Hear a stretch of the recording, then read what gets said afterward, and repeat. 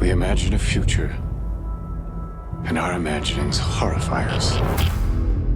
In the case of this film, I wrote the script in the first person. It's the only time I've done that. It made it clear to anyone who read the script that we're on this ride with Oppenheimer. It was very unusual. It took me a minute to actually comprehend. And then I realized, oh, that's a huge responsibility. I don't know if we can be trusted, but I know the Nazis can't. Gillian playing Oppenheimer was the centerpiece of the film, but I knew that he was going to need the most extraordinary ensemble around him. Let's go recruit some scientists. If Chris Nolan calls you and says that he'd like to meet with you, you're like, I don't care what it is. You'd be mad to say no. I feel like that's probably everybody's answer with this. From the second I read the script, I knew that he had a very acute vision, and if he were able to render that vision, that this film would be a masterpiece. All America's industrial might and scientific innovation connected here. Keep everyone there until it's done. It feels to me like every single character is significant because they're all historical figures of consequence. There's a chance when we push that button, we destroy the world. Chances are near zero. I tried to familiarize myself with Groves and the history, and then talk to Chris about what he needed from that part.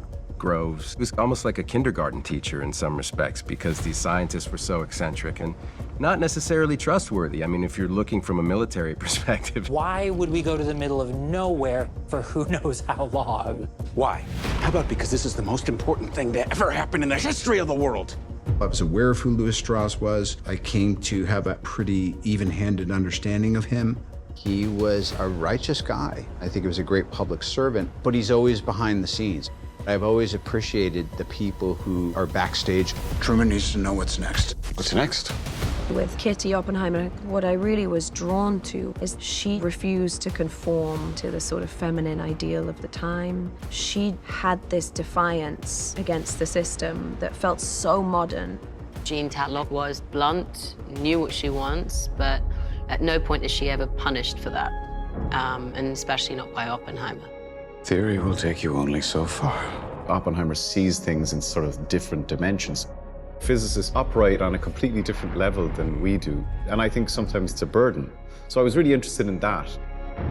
What we were looking for was a remarkably centered performance, the heart of the film, but also an ensemble piece.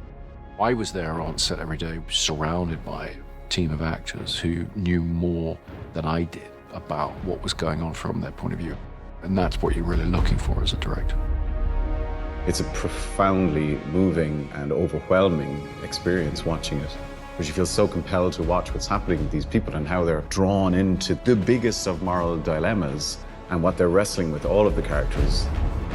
With the sound design and the score and the emotionality of it, this is not a film, this is an experience.